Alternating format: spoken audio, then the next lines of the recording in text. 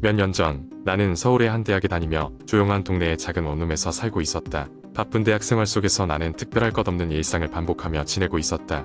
여느 때와 다름없던 어느 날 밤, 나는 학교 과제를 마치고 늦은 시각에 귀가하게 되었다. 내가 살던 곳은 오래된 건물이 많고 가로등이 드물어 밤이면 유독 어두운 동네였다. 밤 공기를 맞으며 좁다란 골목을 지나 내 원룸 건물에 도착했을 때 이상한 느낌이 들었다.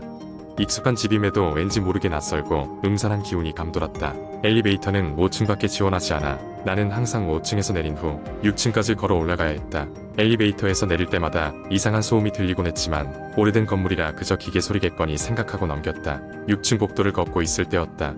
아무도 살지 않는 빈집 앞에서 팔짱을 끼고 서 있는 의문의 여자를 보게 되었다. 그녀는 긴 머리를 늘어뜨리고 있었고 얼굴은 잘 보이지 않았지만 하얀 원피스를 입고 있었다. 순간 심장이 덜컹했다.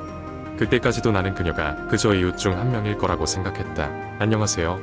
가볍게 인사를 건넸으나 그녀는 전혀 반응하지 않았다. 마침내 내 원룸 앞에 서서 문을 열고 들어갔다. 그날 밤 그녀의 모습이 머릿속에서 떠나지 않았다. 며칠이 지나고 같은 시각에 학교에서 돌아오는 길에 또다시 그녀를 보게 되었다. 이번에는 어둠 속에서도 그녀의 시선이 나를 따라 움직였다는 기분이 들었다.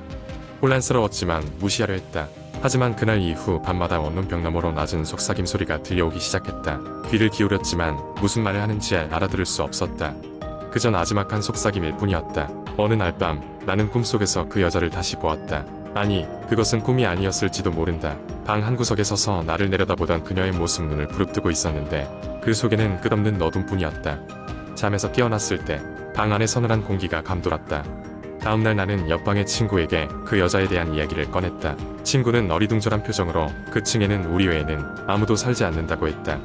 이상한 느낌에 나는 건물 관리인에게 문의했지만 그 역시 반년 전부터 그 방은 비어 있었다고 했다. 그러던 어느 날 밤 나는 그 여자가 복도에서 나를 따라오고 있다는 기분이 들어 죽을 듯이 달렸다. 몇 걸음 내디딜 때마다 복도 끝에서 더 가까이 다가오는 발소리. 방에 도착해서 문을 잠그고 숨을 고르며 긴 한숨을 내쉬었다. 그 순간 나는 화장실 거울을 통해 그녀의 뒷모습을 보았다. 하지만 돌아봤을 때 그곳에는 아무도 없었다. 결국 나는 친구와 상의 끝에 방을 옮기기로 결정했다. 이사를 준비하는 동안 마지막으로 방을 정리하던 도중 벽 한쪽 칠이 벗겨져 있는 것을 발견했다. 벗겨진 벽지 뒤로 무언가가 새겨져 있었다. 그것은 그녀의 이름과 쓸쓸한 이별의 메시지였다. 기다릴게. 돌아와 줄 거지? 나는 그 방을 마주하는 것이 더 이상 불가능하다는 걸 깨달았다. 빠르게 짐을 정리하고 새로운 곳으로 이사했다. 그 후로 그녀의 모습은 더 이상 나를 찾아오지 않았다. 하지만 밤이 되면 여전히 누군가 조용히 속삭이는 듯한 느낌이 들곤 한다. 기다릴게. 돌아와 줄 거지? 그녀는 여전히 그곳에 있을까? 아니면 정말 나를 따라와 돌아오기만을 기다리고 있을까? 모든 것은 미스터리로 남았다. 두 번째 이야기. 한국의 인터넷 커뮤니티에서 흔히 볼 수 있는 공포 이야기는 일상적인 상황에서 벌어지는 기이하고 섬뜩한 사건들을 다루는 경우가 많습니다. 이런 이야기들은 주로 익명의 사용자가 직접 경험했다고 주장하면서 시작되며 독자들에게 강한 몰입감을 줍니다. 나는 서울에서 직장 생활을 하는 평범한 30대 남자다. 야근과 잦은 회식으로 점철된 회사 생활에 지친 나는 매일 밤 집에 돌아오면 온몸이 녹초가 되었다. 그래서 퇴근 후에는 가볍게 샤워를 하고 누워서 인터넷 서핑을 하며 하루를 마무리하곤 했다.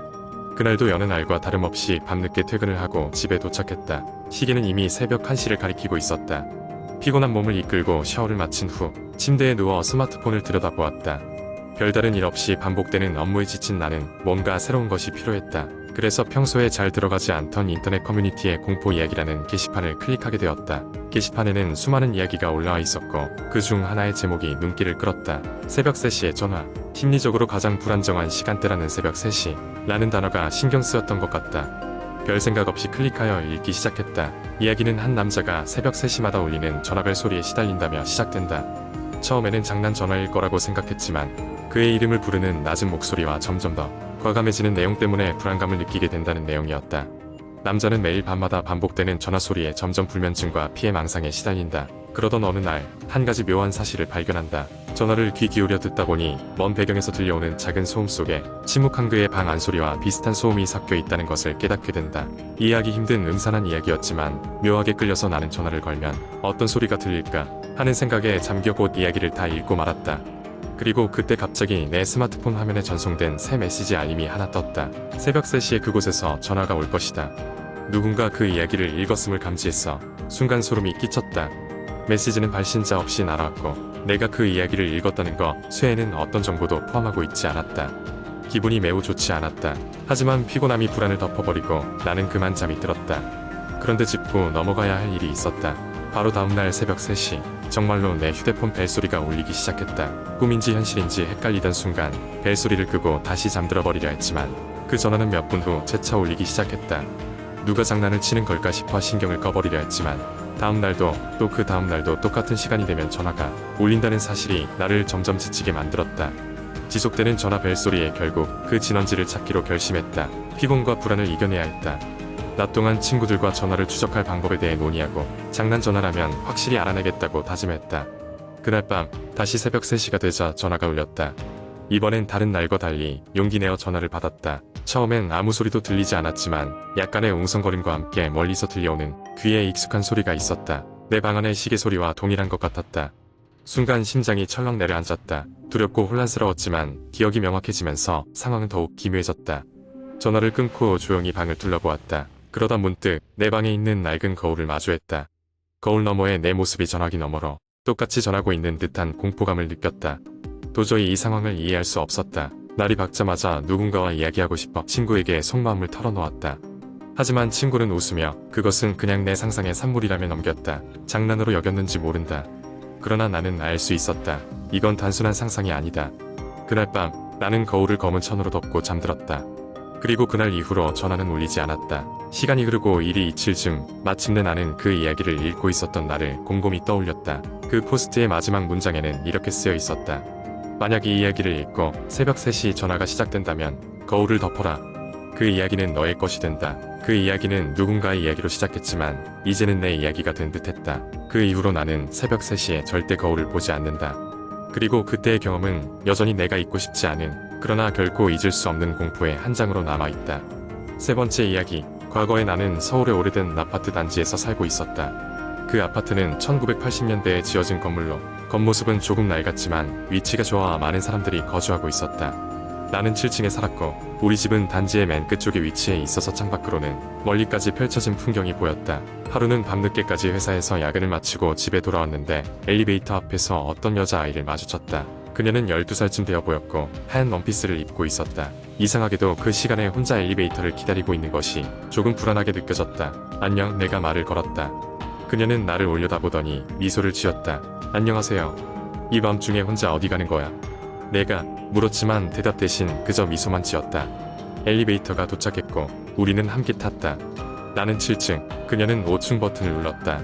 5층에 도착했을 때 소리 없이 문이 열리고 그녀는 천천히 내렸다.